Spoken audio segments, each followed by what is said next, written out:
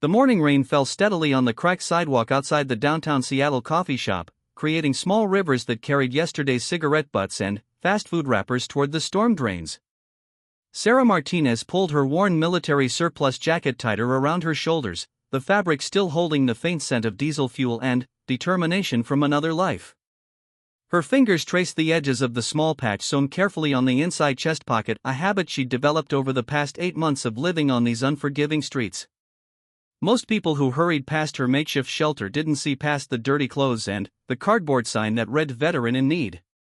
They saw what they expected to see: another casualty of a system that had failed, another statistic in the growing homeless population that city officials discussed in air-conditioned meeting rooms but never truly understood.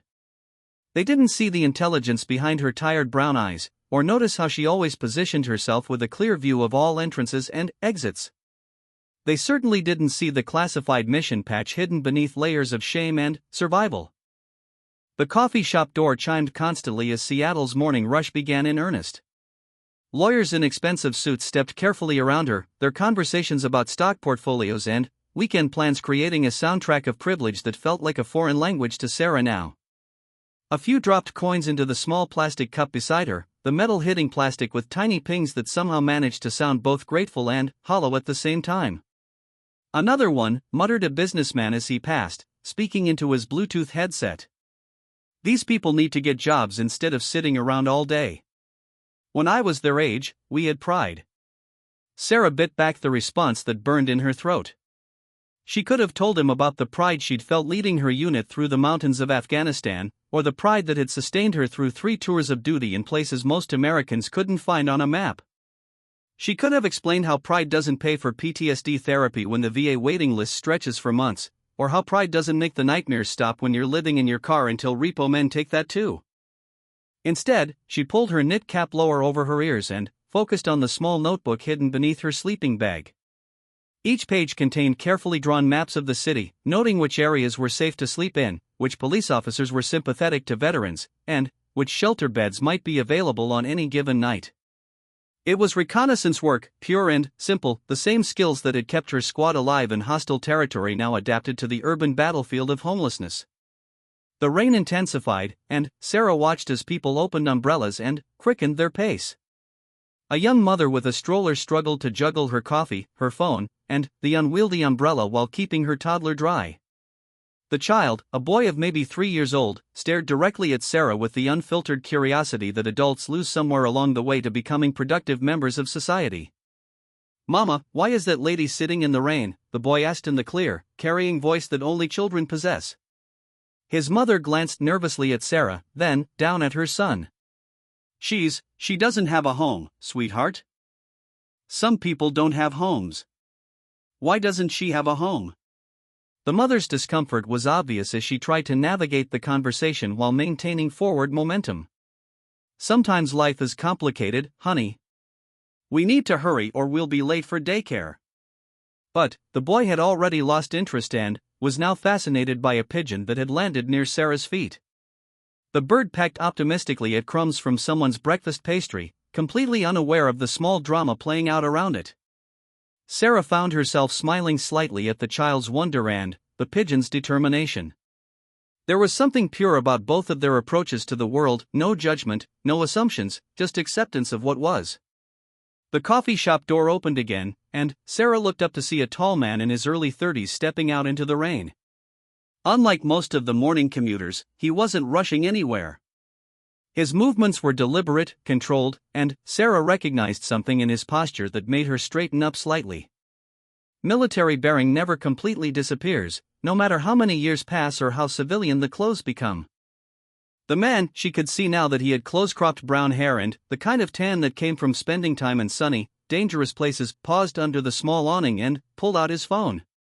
While he scrolled through messages, his eyes swept the street with the automatic assessment that becomes second nature in certain professions. When his gaze fell on Sarah, she expected the usual quick dismissal that most people gave her. Instead, he looked at her for a long moment, and she saw something shift in his expression. He approached slowly, his hands visible and non-threatening, another detail that suggested military training. When he was close enough to speak without raising his voice, he stopped. Morning, he said simply. His voice carried a slight accent she couldn't quite place, maybe from somewhere in the south. Morning, Sarah replied, her own voice rusty from limited use. She'd learned that engaging too much with strangers could lead to uncomfortable conversations or unwanted attention from people who thought they knew what was best for her. I'm Marcus, he said. Marcus Reeves. I was wondering, he paused, seeming to choose his words carefully. I was wondering if you served. The question caught Sarah off guard. Most people assumed she was just another homeless person with a fake story about being a veteran. The assumption was so common that some shelters had stopped asking for DD 214s because too many people had learned to fake military service for sympathy. What makes you ask that, she said, neither confirming nor denying. Marcus gestured vaguely. The way you're sitting. How you've positioned yourself. Most civilians don't think about sightlines and exit routes when they pick a spot to rest. Sarah felt something loosen in her chest, a knot of tension she hadn't even realized was there. When was the last time someone had seen her as something other than a problem to be solved or avoided? When had anyone looked at her and recognized the soldier she'd been instead of just the circumstances she was in? Navy, she said quietly. 3 tours in Afghanistan. Intelligence specialist. Marcus nodded slowly. Army. Special Forces. Did 4 deployments between Iraq and Afghanistan. He paused. Been back stateside about 2 years now. They sat in comfortable silence for a moment, the rain continuing to fall around them. Sarah found herself studying Marcus's face, noting the small scar above his left eyebrow and the way his eyes never stopped moving, always aware of his surroundings. She recognized the hypervigilance because she lived with it too, the constant need to assess threats, to have an escape plan, to be ready for anything. You doing okay? Marcus asked, and the simple question nearly broke her composure. When was the last time someone had asked about her well-being without immediately following up with suggestions about getting clean or finding Jesus or pulling herself up by her bootstraps? Some days are better than others, she said honestly. Today's not one of the better ones. Marcus reached into his jacket and pulled out a business card. I work with a nonprofit that helps veterans transition back to civilian life. We don't push religion or make you jump through hoops to prove you deserve help. Just practical support, housing assistance, job placement, mental health resources. Sarah took the card but didn't look at it immediately. Too many well-meaning people had given her cards and phone numbers over the past months. Most of them led to waiting lists, bureaucratic dead ends, or programs that required her to be someone she wasn't in order to qualify for help. I know you probably get a lot of people trying to fix you, Marcus continued. That's not what this is about. We just believe that people who serve their country deserve better than sleeping on the streets. And what do you get out of it? Sarah asked. Experience had taught her that everyone wanted something, even the people who claimed they were just trying to help. Peace of mind, I guess, Marcus said.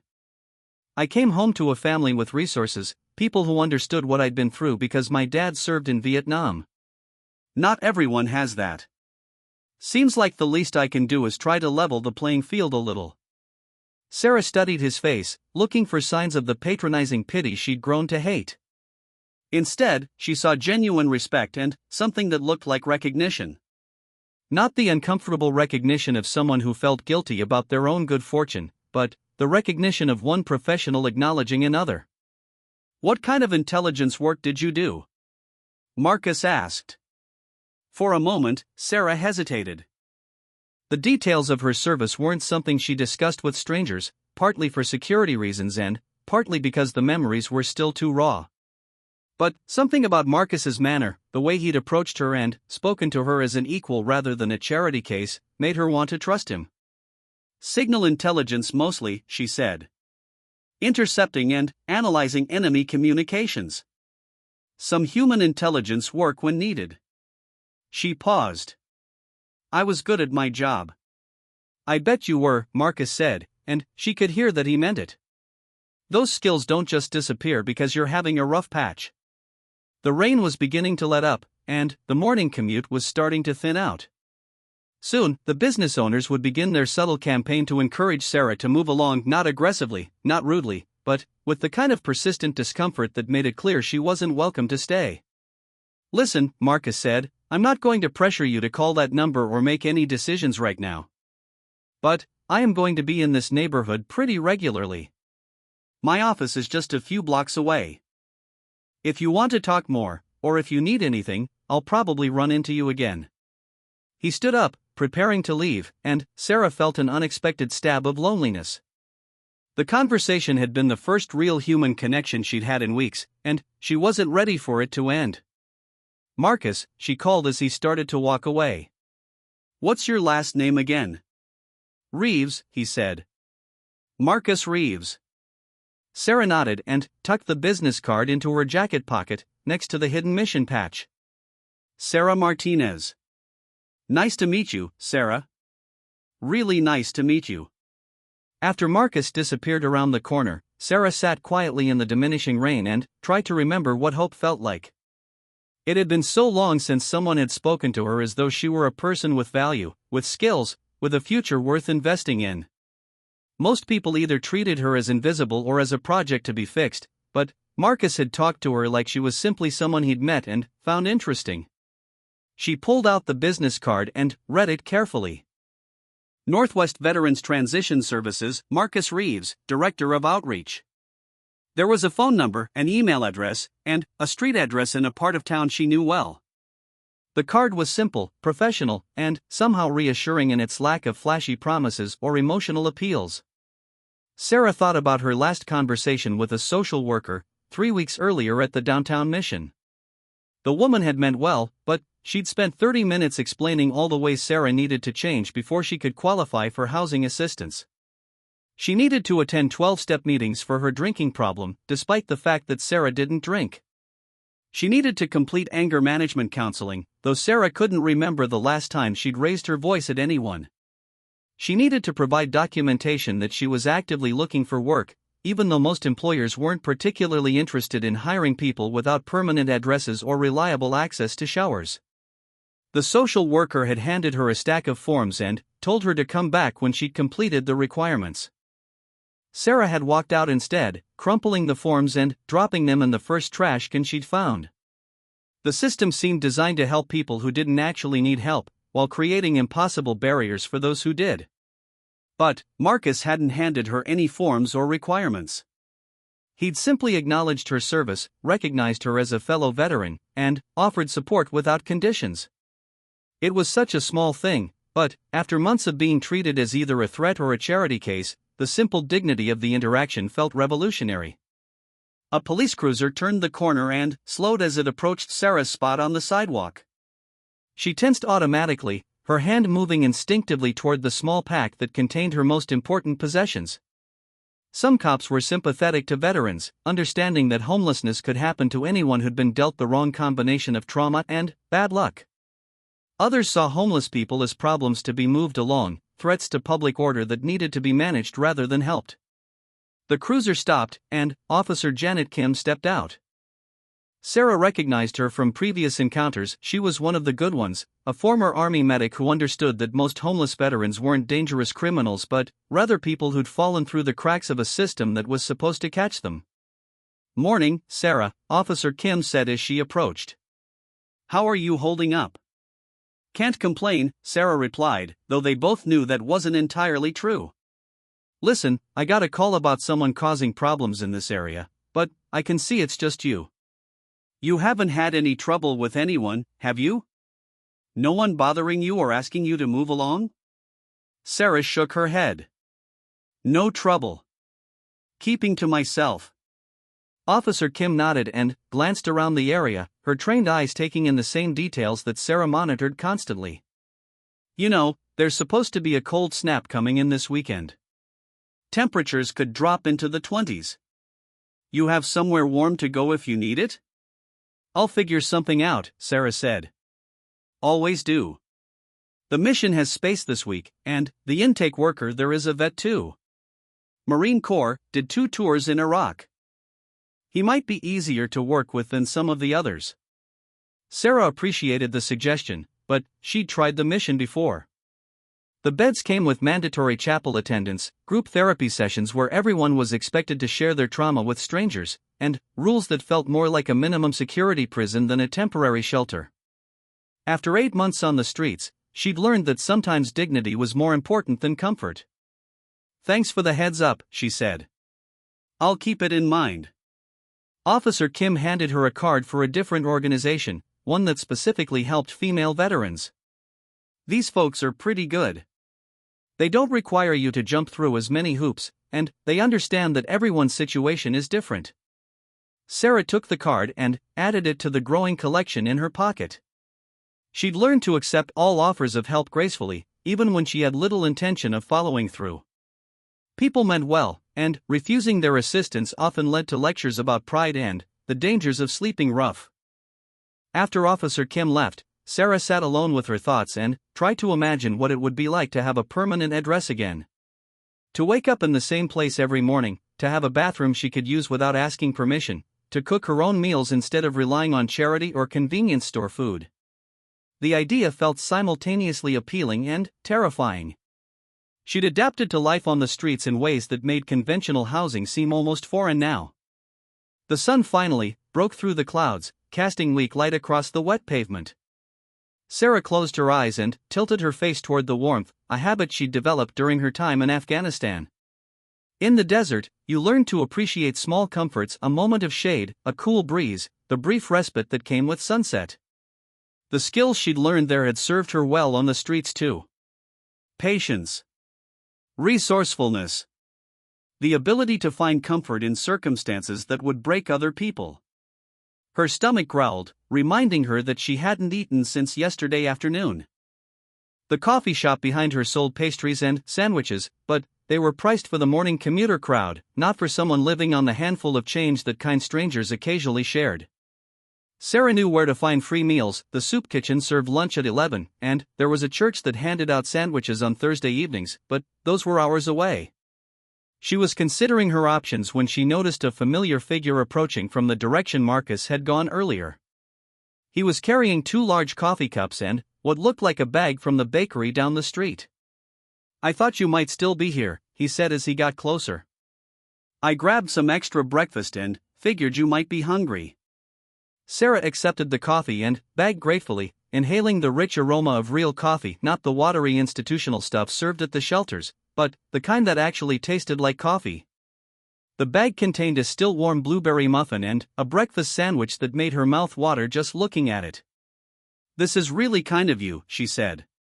"You didn't have to." "Yes, I did," Marcus interrupted gently. "We look out for each other. That's what we do." As Sarah bit into the sandwich, she realized that Marcus had said "we" in a way that included her. Not "I'll help you" or "let me do something for you," but "we." It was the first time in months that someone had spoken to her as though she belonged somewhere, as though she was part of something larger than her own struggle to survive. They sat together in comfortable silence while Sarah ate, watching the city wake up around them. The rain had stopped completely now, and the morning light was growing stronger. Sarah felt something she hadn't experienced in a long time, the simple pleasure of sharing a meal with another person who understood where she'd been and what she'd survived. "Can I ask you something?" Sarah said after she'd finished most of the sandwich. "Sure.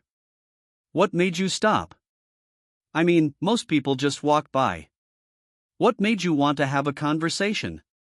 Marcus was quiet for a moment, considering his answer. "My first week back from my last deployment, I was walking through downtown Portland where I grew up. I saw this guy sitting outside a grocery store, clearly homeless, clearly struggling. Something about him looked familiar, and when I got closer, I realized I'd served with his brother in Iraq. The brother had been killed by an IED about 6 months before I came home." Sarah listened without interrupting, sensing that this was a story Marcus didn't tell often. "I sat down and talked with him," Marcus continued. "Turns out he'd done 2 tours in Afghanistan, came home to find his wife had left and taken their kids, lost his job when he couldn't handle being around crowds, couldn't get the help he needed from the VA because there were so many people ahead of him on the waiting list. Just one thing after another until he ended up on the streets." "What happened to him?" "It took almost a year, but we got him into housing, got him connected with the right mental health support, helped him find work that he could handle. Last I heard, he was doing okay. Not great, but okay. Had his own apartment, a part-time job, was talking to his kids again. Marcus looked directly at Sarah. But the thing that stayed with me was how invisible he'd become. People walked past him every day like he wasn't even there. And this was someone who'd risked his life for their freedom, who'd lost friends in combat, who'd served his country with honor. The disconnect was just, it bothered me. Sarah nodded, understanding completely. She'd felt that invisibility herself, the strange sensation of being simultaneously hyper-visible as a homeless person and completely unseen as a human being with a history, with skills, with value. So when I see someone who carries themselves like they know how to handle themselves, who positions themselves strategically, who has that particular kind of awareness that comes from military training, I figure they've earned the right to be seen. Really seen, not just glanced at and dismissed. Sarah felt tears threatening for the first time in months. Not the tears of despair that had become so familiar, but tears of recognition, of gratitude, of something that might have been the beginning of hope. "Thank you," she said quietly. "For seeing me. For talking to me like I'm a person instead of a problem." "You are a person," Marcus said firmly. "You're a veteran who served her country and who's going through a tough time. That doesn't change who you are or what you've accomplished." As if on cue, a gust of wind caught Sarah's jacket and lifted it slightly, exposing just the edge of the mission patch she kept hidden in her inner pocket. Marcus's eyes caught the flash of color and his expression shifted to one of intense curiosity. "Sarah," he said carefully, "what unit were you with?" Sarah's hand instinctively moved to cover the exposed edge of the patch, but it was too late. Marcus had seen enough to know that whatever unit designation was sewn into that fabric, it wasn't from a standard intelligence outfit. The way his entire demeanor shifted, from casual interest to sharp attention, told her that he recognized something significant about what he'd glimpsed. "It's classified," she said simply, pulling her jacket closed. "Even being homeless doesn't change security clearances." Marcus nodded slowly, respect evident in his expression. "Of course. I didn't mean to pry. It's just..." He paused, choosing his words carefully. "I've seen enough patches in my career to know when something's outside normal channels."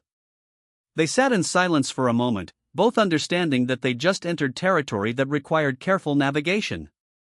Sarah had spent 8 months on the streets without revealing the true nature of her military service to anyone. The patch hidden in her jacket represented operations that officially never happened, missions that weren't recorded in any public database, work that she couldn't discuss even with other veterans. But something about Marcus's reaction, the immediate recognition followed by respectful withdrawal, told her that he understood the weight of such secrets. In his Special Forces background, he would have encountered his own share of operations that existed in the gray spaces between official military action and plausible deniability. "How long have you been on the streets?" Marcus asked, changing the subject but maintaining the tone of someone who understood that some stories couldn't be told completely. 8 months, 2 weeks, and 3 days, Sarah replied without hesitation. "When you were homeless, time became both meaningless and critically important. You stopped caring about years and started counting in meals, safe places to sleep, and days between showers." "What happened? If you don't mind me asking." Sarah considered how much to reveal. The standard story she told social workers and intake counselors was true but incomplete: PTSD, difficulty adjusting to civilian life, a series of bad breaks that led to homelessness. But sitting here with Marcus, sharing coffee and conversation with someone who clearly understood the military world, she found herself wanting to tell a more complete version. "I was medically discharged about a year ago," she began. "Took some shrapnel in my last deployment. Nothing life-threatening, but it damaged my left shoulder enough that I couldn't meet physical fitness standards anymore." She rotated her shoulder unconsciously, feeling the familiar ache that came with changes in weather. The injury itself had healed reasonably well, but the military's definition of fit for duty didn't accommodate partial disabilities. You were either 100% capable or you were out. The discharge came with a disability rating, but the VA paperwork got tied up in bureaucracy. Months went by with no benefits, no income, and no clear timeline for when things would get sorted out. I had some savings, but not enough to cover rent and food while waiting for a system that seemed designed to frustrate people into giving up. Marcus listened without interrupting, his expression growing darker as Sarah continued. He'd clearly heard similar stories before, and his anger wasn't directed at her but at the system that had failed her. The apartment went first, Sarah continued. Then, the car when I couldn't make payments. By the time the VA finally approved my benefits, I'd been homeless for 3 months and discovered that getting back into housing is a lot harder than falling out of it. Landlords don't want to rent to someone without employment history, and employers don't want to hire someone without a permanent address. It's a circle that's almost impossible to break. What about your family? Friends from before you enlisted? Sarah's laugh was bitter. My parents died in a car accident while I was deployed on my second tour. No siblings. As for friends, she shrugged. Military life doesn't leave much time for maintaining civilian relationships. The friends I made in the service are scattered all over the world, and most of them have their own problems to deal with. The isolation was one of the hardest parts of military service that civilians never understood. You spent years living and working in close-knit units where everyone depended on each other for survival, where loyalty and mutual support weren't just ideals but daily necessities. Then, you came home to a society where people barely knew their neighbors' names and community was something that happened on social media. What about your unit? Your battle buddies? Sarah's expression grew guarded again. The people she'd served with in her final assignment weren't the kind of veterans who could be contacted through normal channels. Their names didn't appear on unit rosters, their service records were classified, and many of them had transitioned into civilian lives that required complete separation from their military past. It's complicated, she said. Let's just say that the people I worked with aren't easy to find, and even if they were, reaching out to them could create problems for everyone involved. Marcus nodded, understanding filling his expression. Special operations communities were small and tightly knit, but they were also bound by security requirements that made maintaining relationships difficult after discharge. The men and women who served in the darkest corners of military operations often found themselves alone when they returned to civilian life, carrying secrets they couldn't share and experiences they couldn't explain. So you've been dealing with all this on your own, Marcus said. It wasn't a question. I've gotten good at it, Sarah replied. Taking care of myself, I mean. Finding safe places to sleep, avoiding trouble, staying healthy enough to survive. It's not that different from operating behind enemy lines, really. Same skills, different environment. The comparison was more accurate than she'd initially realized. Living homeless in an American city required many of the same abilities that had kept her alive in Afghanistan: constant situational awareness, the ability to read people quickly and accurately, resourcefulness in finding food and shelter, and the mental toughness to endure difficult conditions without losing hope. But you're not just surviving, Marcus observed. You're planning. I saw your notebook earlier, the way you've mapped out the city. That's not just basic survival, that's strategic thinking. Sarah was surprised that he'd noticed the notebook. She'd been careful to keep it hidden, as it contained information that could be valuable to other homeless people or dangerous in the wrong hands. But Marcus had clearly seen enough to recognize it as something more sophisticated than random notes. Old habits, she said. When you're trained to gather and analyze intelligence, you can't just turn that off.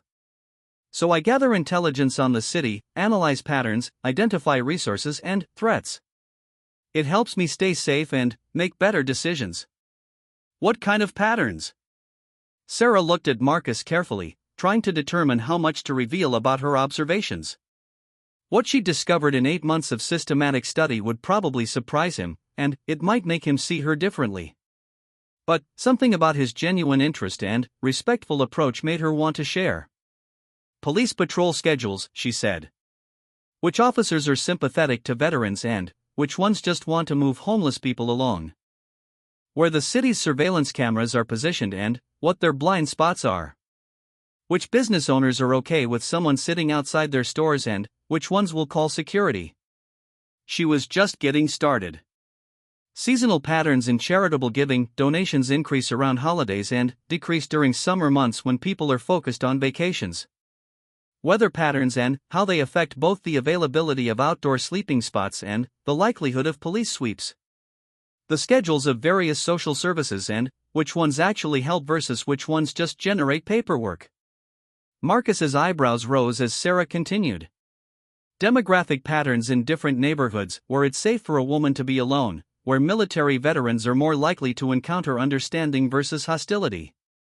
Economic indicators that predict when businesses might hire temporary workers without asking too many questions about background or housing status. Jesus, Marcus said quietly. You've basically created a complete intelligence profile of homelessness in Seattle. It's what I was trained to do, Sarah said with a slight smile. Collect information, analyze patterns, identify opportunities and threats. The fact that I'm analyzing civilian populations instead of enemy forces doesn't change the basic methodology. Marcus was quiet for a moment, clearly processing what Sarah had told him. When he spoke again, his voice carried a new note of respect. Have you ever thought about putting that analysis to work for other people? Other veterans who might be facing similar situations? Sarah had actually thought about exactly that, during the long nights when sleep wouldn't come and her mind needed something to focus on besides the cold and the uncertainty. She'd identified dozens of ways that the systems designed to help homeless veterans could be improved if anyone was interested in listening to someone who'd actually lived the experience. Who would want to hear from a homeless person about how to fix homelessness, she asked. Most people assume that if you're on the streets, you must be there because of bad choices or character flaws. They don't see someone who might have useful insights. I would, Marcus said immediately. The organization I work with would. We're always looking for ways to improve our services, and we've learned that the people who've actually experienced the problems are usually the best source of solutions. Before Sarah could respond, her attention was caught by a disturbance across the street. 3 teenagers were surrounding an elderly homeless man who regularly slept near the bus station, and their body language suggested trouble. Sarah had seen this kind of situation before: bored kids looking for entertainment at the expense of someone who couldn't defend himself. She stood up quickly, her military training overriding her civilian caution. Excuse me for a minute.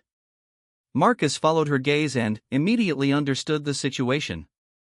I'll come with you. They crossed the street together, their approach swift but non-threatening.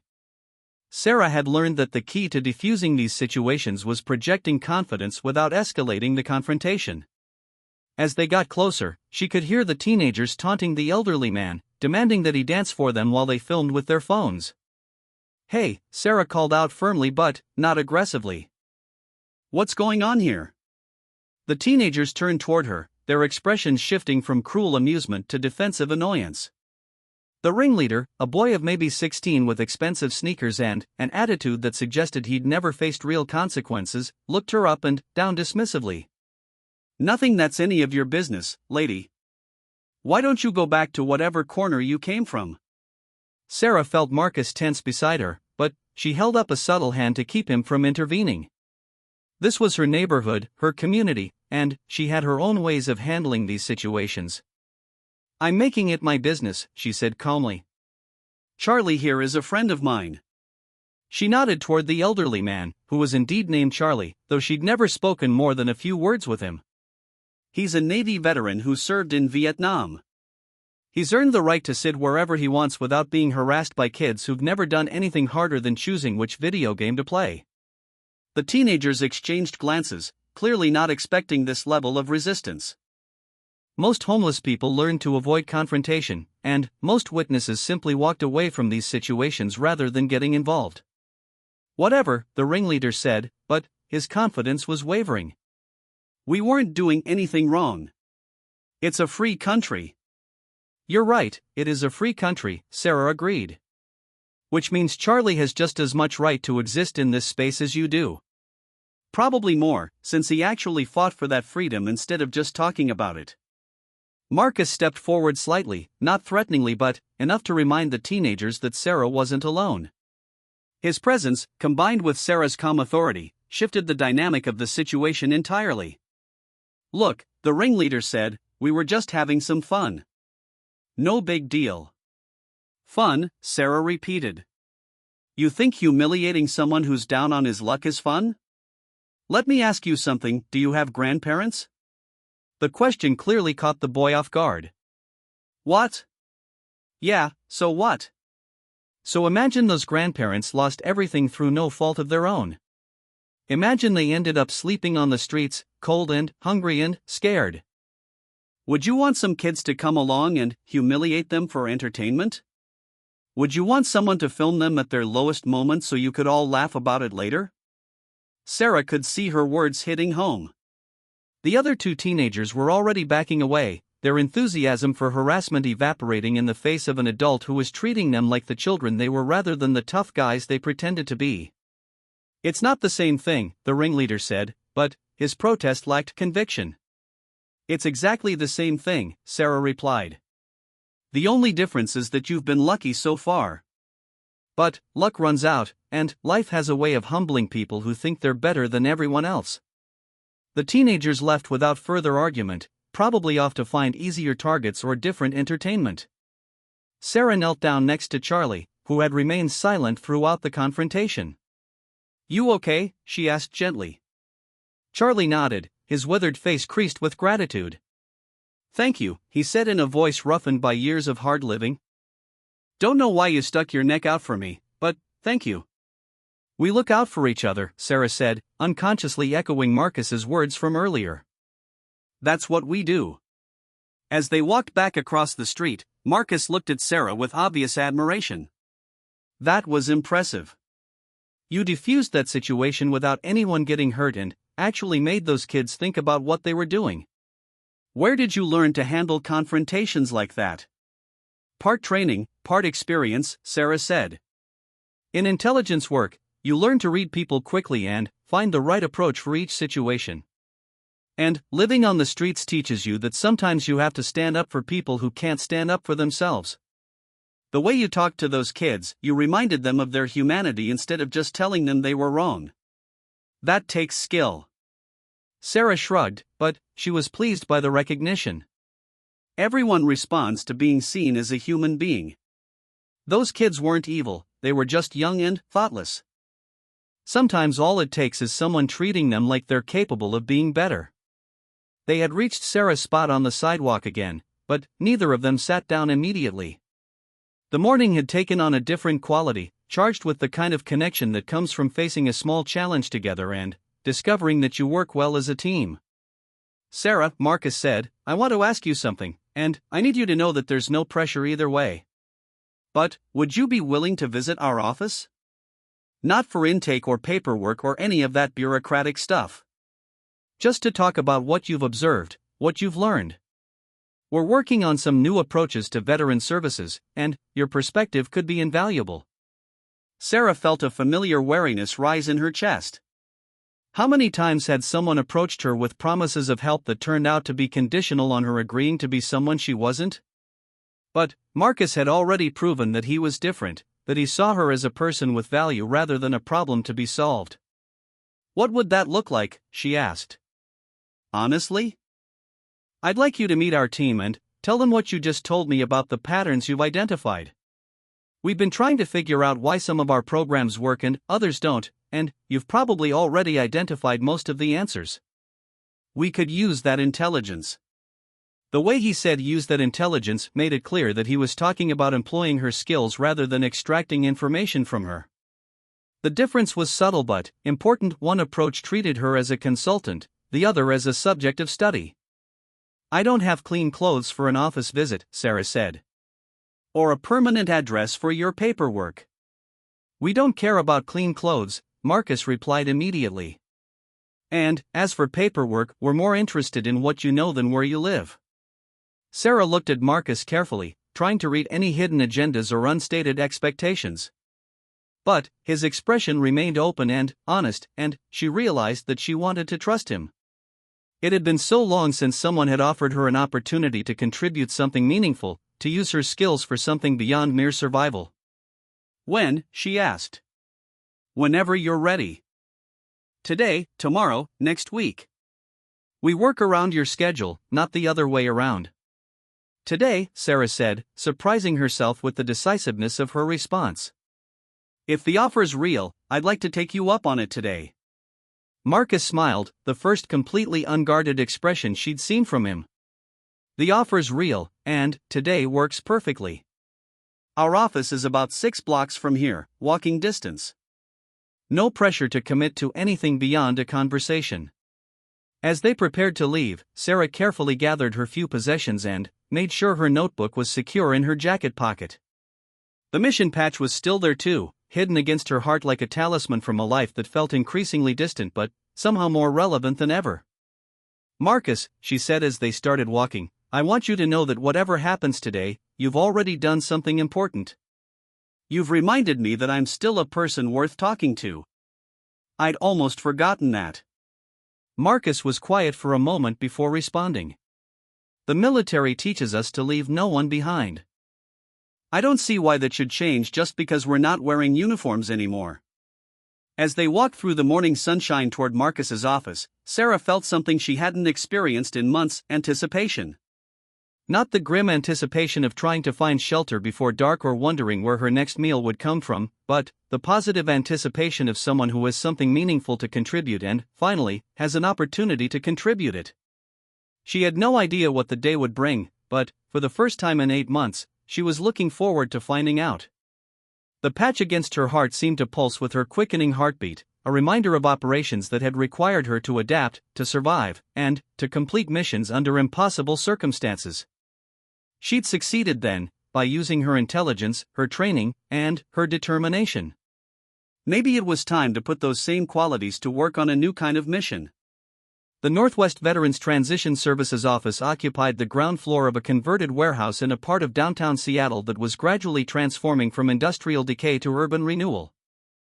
Sarah noticed the strategic advantages of the location immediately: multiple exit routes, good visibility in all directions, and proximity to public transportation without being directly on a major thoroughfare where police activity was heavy.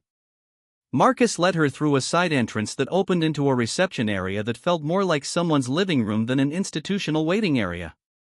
Comfortable chairs were arranged in small clusters around coffee tables stacked with magazines that weren't months out of date.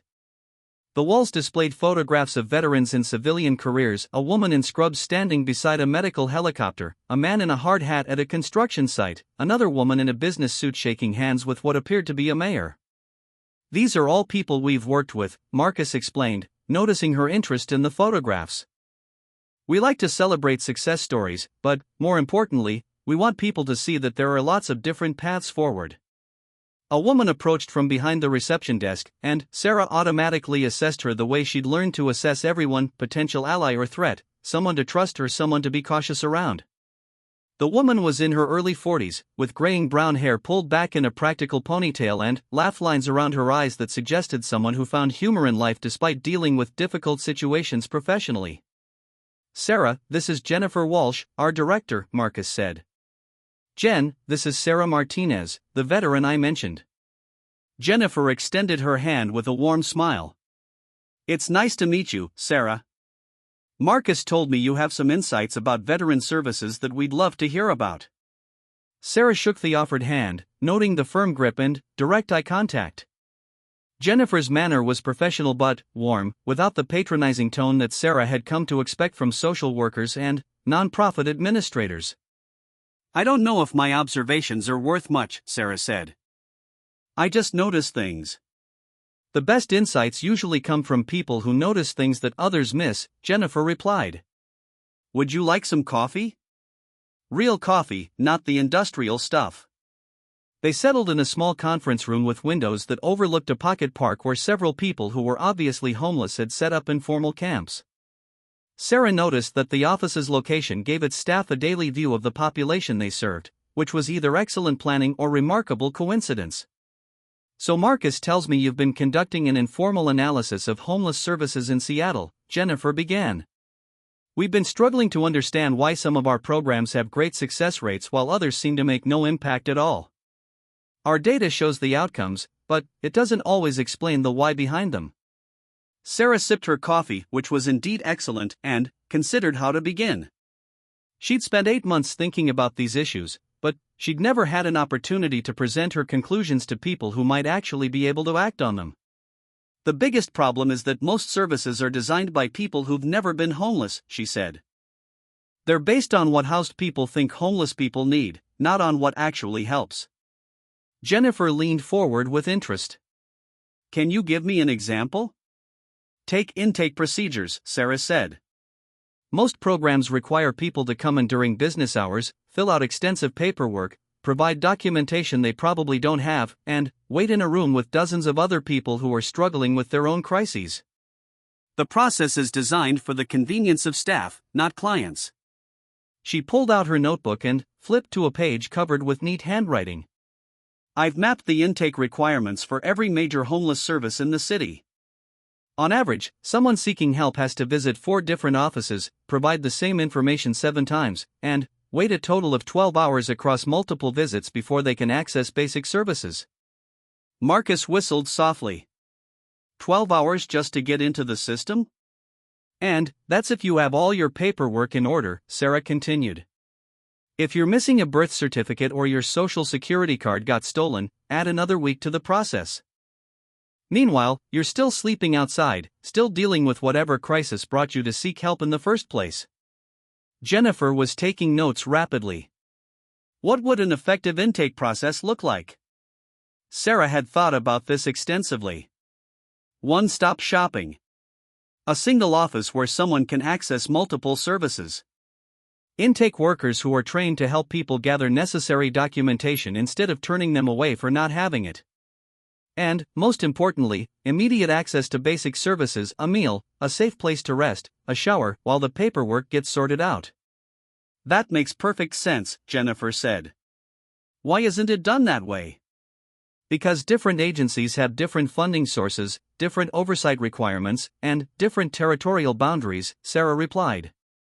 It's easier for agencies to protect their individual processes than to coordinate for the benefit of clients.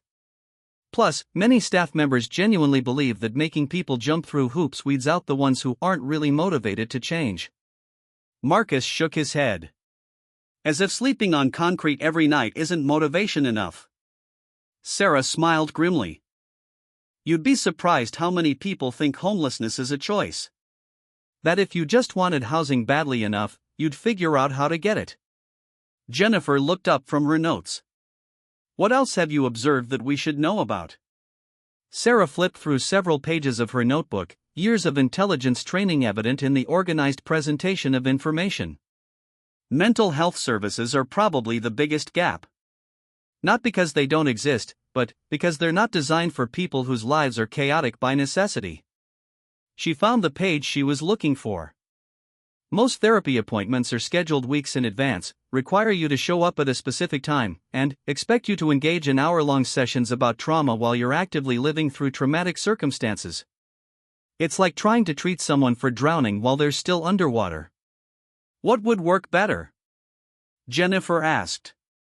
Drop-in services. Crisis intervention that's actually available during crises. And practical support, help with housing, employment, basic needs integrated with mental health care instead of treated as separate issues. Sarah had warmed to her subject now, the analytical part of her mind engaging with the kind of systematic problem solving that had made her good at intelligence work. Most mental health problems that look like personal failings are actually responses to impossible circumstances.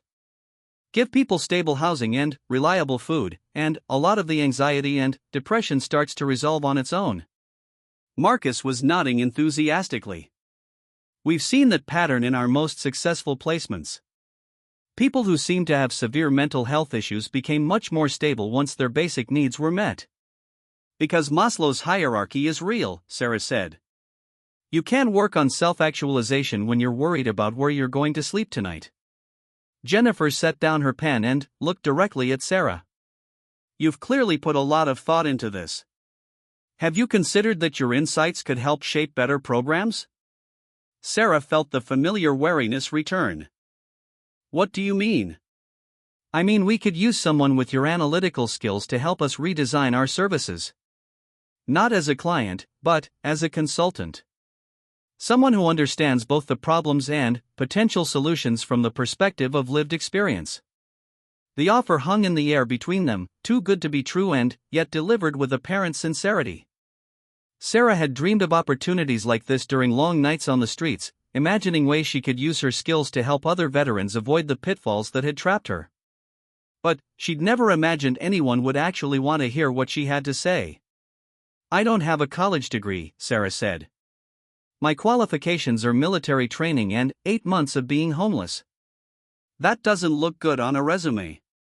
"Your qualifications are intelligence analysis expertise and 8 months of field research on urban homelessness," Marcus corrected. "That combination is exactly what we need." Before Sarah could respond, the conference room door opened and a man in his 50s entered, wearing khakis and a polo shirt that suggested either ex-military or someone trying to project competence without formality. He was followed by a woman about Sarah's age in professional clothes that had seen better days, her posture carrying the particular kind of alertness that Sarah had learned to recognize in other veterans. "Sorry to interrupt," the man said. "Jen, we have a situation that might require your input." Jennifer gestured for them to join the table. "David, Maria, this is Sarah Martinez," the veteran Marcus mentioned. "Sarah, meet David Chen, our housing coordinator, and Maria Santos, who runs our employment programs." Sarah shook hands with both newcomers, immediately noting that Maria's grip carried the firmness of someone who'd learned not to let anyone underestimate her, while David's manner suggested a background in social work or nonprofit administration. "What's the situation?" Jennifer asked. David consulted a tablet he'd brought with him. "We've got a veteran family, husband, wife, 2 kids, who've been living in their car for 6 weeks. The husband is former Army, medically discharged after an injury in Iraq. Wife is a nurse, but she lost her job when they had to move because their landlord sold the building." Sarah felt her attention sharpen. This was exactly the kind of case she'd observed dozens of times on the streets, families caught in the gap between emergency assistance and long-term solutions. "They don't qualify for the family shelter because the husband has a misdemeanor conviction from 3 years ago," David continued. "They make too much money from the wife's part-time work to qualify for emergency aid, but not enough to afford first and last month's rent on an apartment. So they're stuck," Maria added. "Living in their car with 2 kids, trying to maintain jobs and school attendance while having no permanent address." Sarah looked around the table at faces that reflected genuine concern and frustration. These weren't people who didn't care, they were people who cared deeply but were constrained by systems that created impossible situations. "Can I see the case file?" Sarah asked quietly. David hesitated, glancing at Jennifer. Client confidentiality was serious business in social services, but something about Sarah's manner suggested professional competence rather than casual curiosity. "The general details, without names or identifying information," Jennifer said. David handed over the tablet, and Sarah scanned the information with the same systematic approach she'd once used to analyze intelligence reports. The family's situation was complex but not uncommon, a series of small setbacks that had cascaded into major crisis, complicated by regulations that were designed to prevent fraud but often prevented help. "The husband's conviction, what was it for?" Sarah asked. "Disorderly conduct. He got into an argument with a landlord who was trying to evict them illegally, police were called, things got heated." Sarah nodded, recognizing the pattern. Veterans with PTSD often struggled with authority figures who reminded them of hostile encounters in combat zones. A landlord acting aggressively could easily trigger a response that seemed disproportionate to observers but felt like self-defense to someone whose nervous system was still calibrated for war. "The family shelter that rejected them, do they have a process for appealing decisions or requesting exceptions?" "Technically yes, but it takes weeks and usually doesn't work," David replied. Sarah was quiet for a moment, thinking through the information she'd gathered about various agencies and their policies. "What about St. Vincent's downtown?" "They don't usually take families, but they have a policy allowing exceptions for veterans with children in crisis situations." David and Maria exchanged glances. "I didn't know about that policy," Maria said. "Are you sure?" Sarah nodded. It's buried in their procedures manual, page 47. They've used it maybe twice in the past year because nobody knows about it.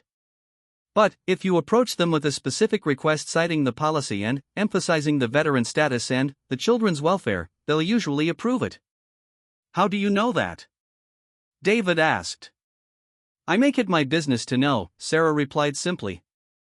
When you're living on the streets, information is survival.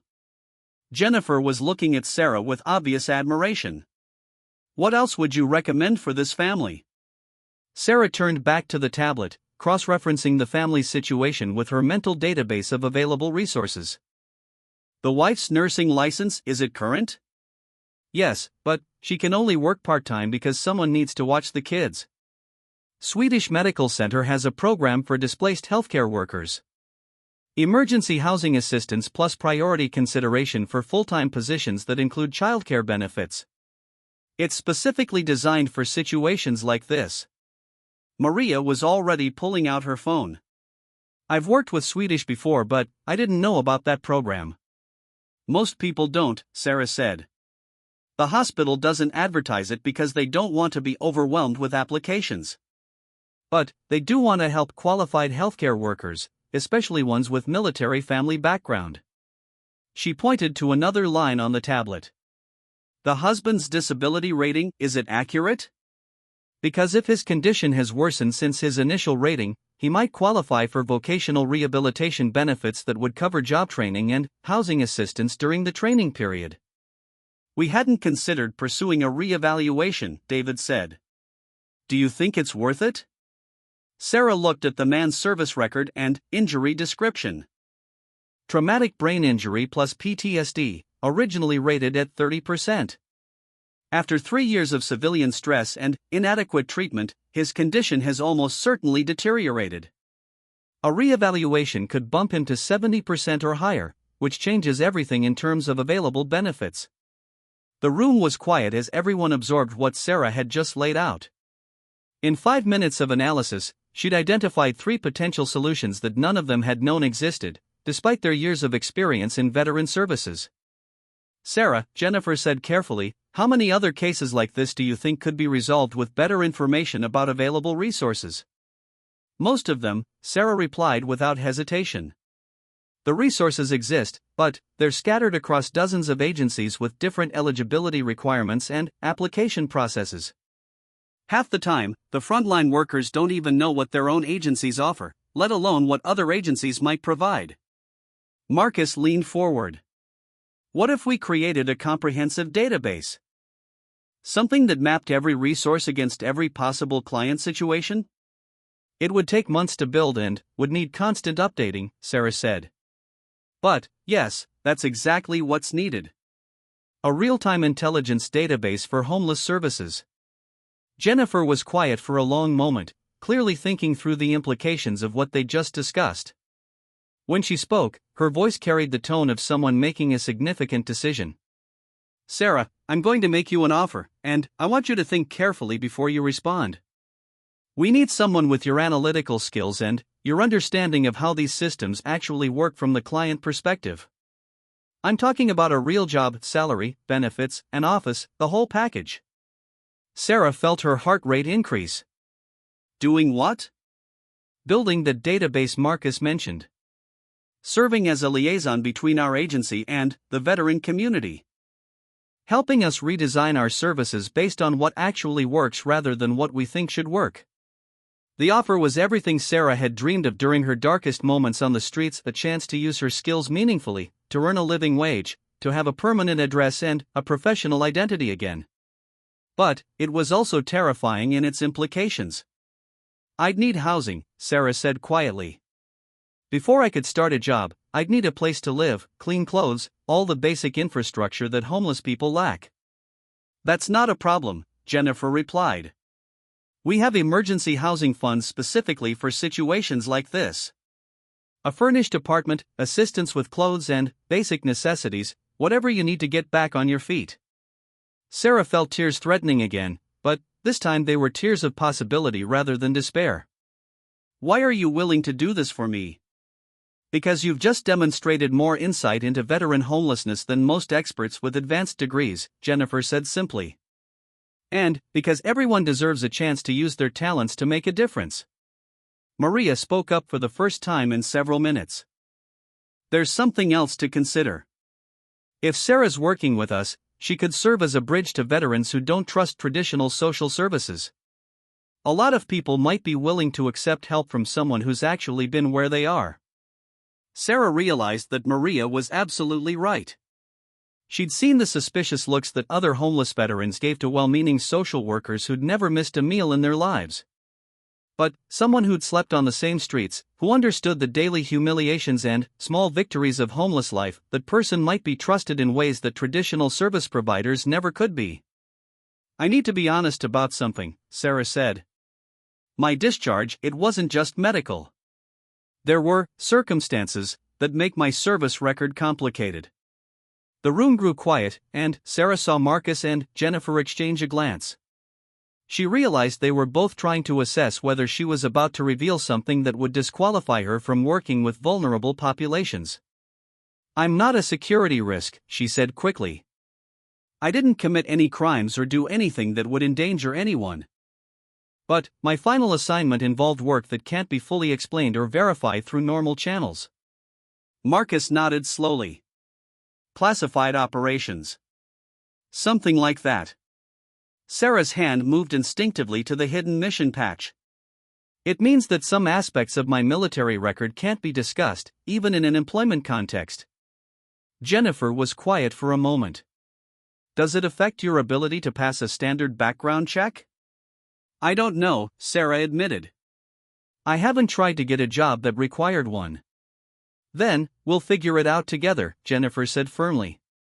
Whatever complications exist, we'll work through them. The skills you've demonstrated today are too valuable to lose over bureaucratic obstacles. Sarah felt a sensation she hadn't experienced in months, the feeling that the future might hold something better than mere survival. But, with that hope came fear, the terror of allowing herself to believe that her circumstances could actually change. Can I have some time to think about it? She asked. Of course, Jennifer replied. But, I hope you'll seriously consider it. We need you, Sarah. And, I think you need this too. As they prepared to leave the conference room, Sarah felt the weight of possibility settling on her shoulders like an unfamiliar but welcome burden. The patch against her heart seemed to pulse with memory, reminders of missions accomplished under impossible circumstances, of problems solved through intelligence and determination. Maybe it was time for a new kind of mission, one that could transform not just her own life but the lives of other veterans who were fighting their own battles with homelessness and invisibility. The war was far from over, but, for the first time in months, Sarah felt like she might finally be winning. Sarah spent 3 days thinking about Jennifer's offer, 3 days of walking the familiar streets while weighing the possibility of a life she'd almost forgotten how to imagine. She found herself returning to the same coffee shop where she'd first met Marcus, as if the physical location could help her process the enormity of the decision she faced. On the third morning, she was sitting in her usual spot when she noticed a commotion near the bus stop across the street. A young woman in military fatigues was arguing with 2 police officers, her voice carrying the particular edge of someone trying to maintain control while everything fell apart around her. Sarah recognized the signs immediately, fresh out of the service, probably dealing with the bureaucratic nightmare of transition benefits, and about to discover that military bearing meant nothing to civilian authorities who saw her as just another problem to manage. Sarah stood up without conscious decision and crossed the street, her protective instincts overriding her usual caution about interacting with police. As she got closer, she could hear fragments of the conversation that confirmed her suspicions. I just need to get to the VA office, the young woman was saying, her voice tight with controlled frustration. My appointment is in 20 minutes, and if I miss it, they'll reschedule me for next month. Ma'am, you can't sleep on public benches, one of the officers replied, not unkindly but with the weary tone of someone who'd had this conversation many times before. We've explained the city ordinances. I wasn't sleeping, the woman interrupted. I was waiting for the bus. My ride fell through, and I've been sitting here for 2 hours because the next bus doesn't come for another hour, and I can't afford a taxi, and I can't miss this appointment because it took 3 months to get it scheduled. Sarah could see the situation spiraling toward the kind of outcome that would help no one. The officers were following procedures, the young woman was defending her rights, and nobody was addressing the actual problem. It was exactly the kind of bureaucratic collision that had trapped Sarah herself multiple times during her descent into homelessness. "Excuse me," Sarah said, approaching the group with the calm confidence she'd learned to project in crisis situations. "I couldn't help but notice, did you say you need to get to the VA office?" The young woman turned toward her, taking in Sarah's appearance with the quick assessment that all military personnel learned to make. She saw someone who looked homeless but carried herself like a soldier, and Sarah could practically watch the mental calculation happening behind her eyes. "Yeah," the woman said cautiously. "The main VA office downtown. My appointment's at 11. Sarah nodded to the police officers, both of whom she recognized from previous encounters. "Officers, this is obviously a veteran trying to access medical care, not someone causing problems in the neighborhood." Officer Kim, whom Sarah had spoken with before, looked relieved to see a familiar face who might help resolve the situation peacefully. "Sarah, we're not trying to cause trouble for anyone." "But she's been here since 6 a.m., and we've gotten complaints about someone camping on the bench." "Because I missed the bus," the young woman said, her voice rising slightly. "And the next one doesn't come until I can get you to your appointment," Sarah interrupted gently. "The VA office is about 12 blocks from here. Walking distance if you don't mind a hike." The officers exchanged glances, clearly happy to have someone else take responsibility for the situation. "That would solve the immediate problem," Officer Kim said.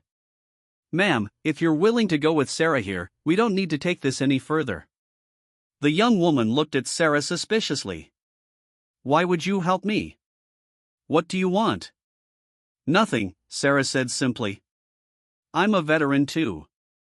We look out for each other." After the police had moved on, satisfied that the situation was resolved, Sarah and the young woman began walking toward downtown.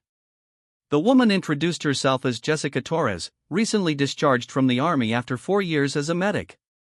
Her story was depressingly familiar: discharge benefits delayed by paperwork, temporary housing that had become unavailable due to funding cuts, a series of small setbacks that had cascaded into crisis. "So you're homeless too," Jessica observed as they walked, not asking but stating a fact she'd deduced from Sarah's appearance and knowledge of street-level survival. "I have been," Sarah said carefully, "for 8 months. But my situation might be about to change." She found herself telling Jessica about the job offer, partly because she needed to say it out loud to someone and partly because she suspected Jessica might benefit from knowing that such opportunities existed. As they walked, Sarah pointed out the various resources she'd mapped during her months on the streets: which businesses had restrooms that homeless people could use, which shelters had space available, which social workers actually tried to help versus those who just processed paperwork. "You've got this all figured out," Jessica said with obvious admiration. "Like, you've turned being homeless into a science." "Not a science I'd recommend," Sarah replied. "But when life gives you impossible circumstances, you either learn to navigate them or you don't survive." They reached the VA office with 10 minutes to spare, and Sarah was about to wish Jessica luck with her appointment when something made her pause. Maybe it was the nervous energy radiating from the younger woman, or maybe it was recognition of her own past self, about to walk into a bureaucratic maze without adequate preparation. "Can I ask what this appointment is for?" Sarah said. "Disability rating," Jessica replied. "I hurt my back during my last deployment, but they're saying it might not be service-connected because I didn't report it immediately." Sarah felt a familiar anger rise in her chest. The VA's requirement for immediate injury reporting was one of the cruelest bureaucratic traps in the system, designed by people who'd never been in combat and didn't understand that soldiers often didn't report injuries that might get them sent home when their units still needed them. "Did you document the injury in any way? Even informally?" Jessica shook her head. "I mentioned it to my squad leader, but I didn't go to sick call because we were in the middle of a major operation. I wasn't going to leave my unit because my back hurt." "That's exactly what you need to tell them," Sarah said firmly. "And you need to request that they contact your squad leader and anyone else who knew about your injury." The VA is required to help you gather evidence to support your claim, but most people don't know to ask for that assistance. Sarah spent the next few minutes coaching Jessica on how to present her case, what questions to ask, and what rights she had during the evaluation process. It was information she'd gathered through painful experience and research, the kind of practical knowledge that could mean the difference between approval and denial for benefits that could change Jessica's life. "Why are you helping me?" Jessica asked again as they stood outside the VA building. "Because someone should have helped me when I needed it," Sarah said honestly. "And because maybe if enough of us start looking out for each other, fewer veterans will end up where I've been." After Jessica disappeared into the building, Sarah walked slowly back toward the area where she'd been living. But, instead of returning to her usual spot, she found herself heading toward the Northwest Veterans Transition Services office. She hadn't made a conscious decision, but her feet seemed to know where she needed to go. Marcus was in the reception area when she arrived, talking with an older veteran about housing options. When he saw Sarah, his face lit up with genuine pleasure. "Sarah. Good to see you. How are you doing?" "I'm ready," Sarah said simply. "If the offer is still open, I'm ready to take it." Marcus's expression shifted to serious attention. "You're sure?" Sarah nodded, thinking about Jessica's story, about all the other veterans she'd encountered on the streets who were fighting the same battles she'd fought. "I met someone today who reminded me why this matters. A young Army veteran dealing with the same bureaucratic nightmares that I'd been dealing with. But she doesn't have to figure it out alone, because I was there to share what I've learned." She paused, organizing her thoughts. "That's what this job would be about, isn't it? Making sure other veterans don't have to learn these lessons the hard way?" "Partly," Marcus agreed. "But it's bigger than that. It's about changing systems so that the hard lessons aren't necessary in the first place." Jennifer appeared from her office, apparently having overheard Sarah's announcement. "Does this mean you're accepting our offer?" "It means I want to try," Sarah said. "I'm scared as hell, and I don't know if I'm ready for office life, and I haven't had a real job interview in years. But I know that what you're doing here matters, and I think I can help make it better." Jennifer smiled widely. "Then, let's get started." David found a furnished apartment that's available immediately, nothing fancy, but it's clean and safe and close to the office. "We can get you moved in today if you're ready." The next few hours passed in a blur of paperwork, phone calls, and practical arrangements. Sarah found herself being driven to a small one-bedroom apartment in a building that catered to people transitioning out of difficult circumstances. The apartment was simple but spotlessly clean, with basic furniture and a kitchen stocked with enough food for several days. Standing in the middle of her new living room, Sarah felt overwhelmed by the simple luxury of privacy, of having a door she could lock, of knowing she would sleep in the same place tonight that she woke up in this morning. The mission patch was still in her jacket pocket, but, for the first time in months, it didn't feel like a burden or a reminder of failure. Instead, it felt like a connection to the person she'd been and the skills she'd developed.